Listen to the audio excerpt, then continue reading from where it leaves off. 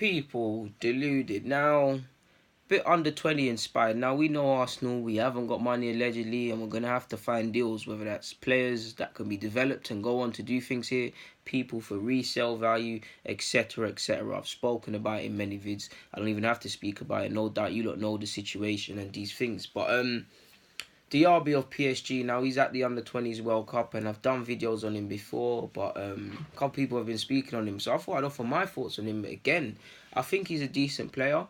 When you are watching the under-20s, it is that, when you're of that age range, it is that difficult age in that you can see a lot of potential, a lot of talent, but then you look beyond watching them at this tournament and you look at, they might be at fair enough, he's at PSG this season, but he's been out on loan, or a lot of these players, they're at big clubs or they're on loan or they're developing, but they're probably not of that level to play on a regular basis for that team week in, week out. So when I do the full report of my players I've seen in the under-20s, you'll see me say I see a lot of good players, but they're possibly not ready.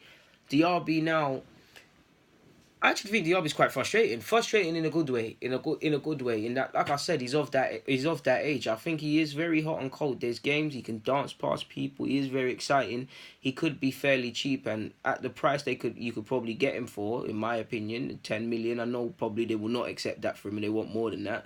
But he's contracted until 2020. If they really want to make money, let's do this thing.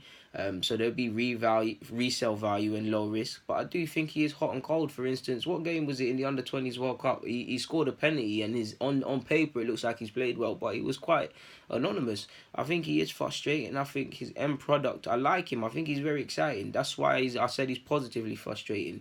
I do think his end product is off that level. It's got to improve if you're going to play for a top club, or it might be a thing with you see with a lot of players where it's a poor example, but Jeffrey Adelaide in that they have to go away, go somewhere to develop, and then they'll go and get admirers very quickly, sort of thing. If he really is sometimes not getting his head up, sometimes taking one man on too many, sometimes not doing the simple options. It's just these small little things that if you can get out of your game and do the right thing to a great level, you could be playing elsewhere, man. Because clearly they believe in him, or Tuchel believes in him, because he's made 34 appearances. Now, again, not sure how many of them were 90 minutes of sorts, but again, it's not the worst of shouts being at PSG and being him. He's made 34 appearances, like I said. 4 goals, 7 assists. Now, that is something to build upon, but that shows you exactly what I'm telling you about it, in that he could be more prolific. I mean, that could, in my opinion, be 10 goals, 10 assists, in my opinion, really and truly minimum. I think he can develop. Like I said, for the age he's at, the skill set he has, I do think he is worth taking a risk on because of the resale value. If worse comes to worse, you can sell him on for a decent change, and he should have a decent bit of admirers based on just his contract situation and him playing at the tournament, to be fair. But he can be sold for profit, or he can develop, man. I've seen a lot of him, obviously, with PSG, obviously at under-19s for France, and now at under-20s. He's quick, he is a defensive nightmare, but these are the sort of things he needs to improve to go to the next level. For instance, wasn't he on loan in Italy, and he didn't have the most prolific seasons there? Forgive me if I'm wrong and he didn't, but I'm so sure he went on loan to Italy. He could be worth a chance, people. So there's him. I think he's decent. Who else was I going to speak on? Who next is on my paper? Brian Rodriguez. Now, another one. I've spoken about him already. He could be someone to take a chance on. Now, I think he's, first and foremost, he's playing, no disrespect to the Uruguayan league, but he's playing in Uruguay. He's made 15 appearances, 1 goal, 7 assists at that level. So that shows you someone that's still building and still improving. I do think he's probably ready for a move to Europe. He's not ready to probably play week in, week out at a top European club or elsewhere, but that's probably the end goal. He wants to come, develop somewhere, and I think he could present a good option. Another one I think is going to have some admirers. He can play on the left, he can play on the right. Left's probably his best position. He can take a man on, he can play simple, he's decent at set pieces and provoking goal-scoring situations and things like that. He played well against, I can't remember if it was Norway and New Zealand. I should be really writing down the games I watch, people. But if you've been you lot know, innit? I don't make these things up. If you've been watching Uruguay, you've liked Brian Rodriguez and what's the other striker? Is it Nunez? What's the striker's name, man? I don't think he's even scored that many goals, but there's been a couple big target men that are decent. Pinamonti, Schumacher, this Uruguayan striker, I hope Nunez is his name, but good target men. They're not necessarily prolific, but they're target men, and they're coming back in football nowadays based on that. So I do think he is decent, people. He is someone that you could probably get in for relatively cheap. There's resale value, like I said. I do like him a lot as well, man. And if you've been watching the tournament, there's been him, there's been Argentina's Barco, there's been a couple for Ecuador. There's one at Colombia, I believe, and he's on loan. He's at final somewhere, and he was on loan somewhere. Sorry, he's at final and he's on loan somewhere. So there's a couple little players there and there at the under 20s, man. And one player I was looking at purely because I remember I had no knowledge on him. His name is Sebastian. I can't say his last name. He's a centre half. I saw him linked with us last year, and it was a Mislintat sort of signing and stuff. And I'm not watching Polish league and stuff like that, so I have no knowledge on the guy, and I won't pretend to. But there's a couple players that you hear hype around or things about, and when they're on TV and stuff, it presents an option. And I must admit, I can see why I linked with him.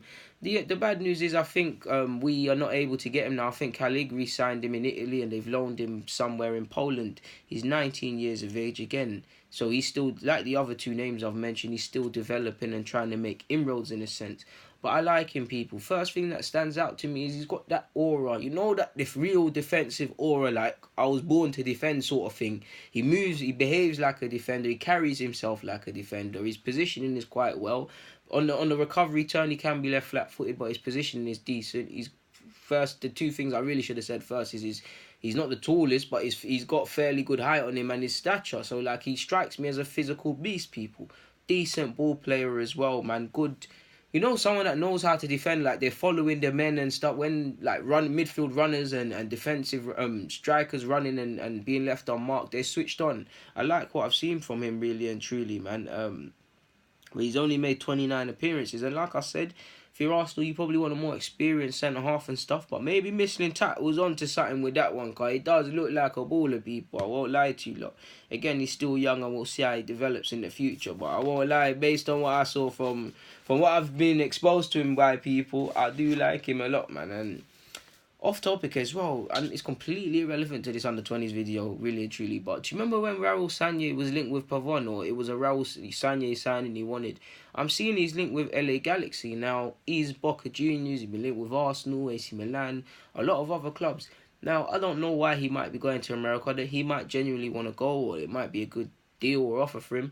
But surely, if you've been linked with fairly decently sized clubs in Europe, and someone that's been earmarked for that and played that World Cup and stuff, why are you joining? No, again, no disrespect to LA Galaxy, but why would you be signing for LA Galaxy? Does that mean all the scouts in Europe or whatever, from teams like Ajax and stuff that got good scouting, to teams like City, to teams like us that want to rebuild, does that mean everyone within their situation, whether you're a team that gets players on the cheap and sells them on, or you need immediate players to improve you, does that mean all these whole heap of scouts, hundreds of scouts, have passed the rule over him and watched him numerous times, because rescouting is a thing and is a very important thing, people, and concluded it's not for him, and he's gone from this move to Europe to going to LA Galaxy? Again, I didn't even read the article, I just saw that, and it made me think, right, you being linked with LA Galaxy, like, were any scouts in Europe really keen on you?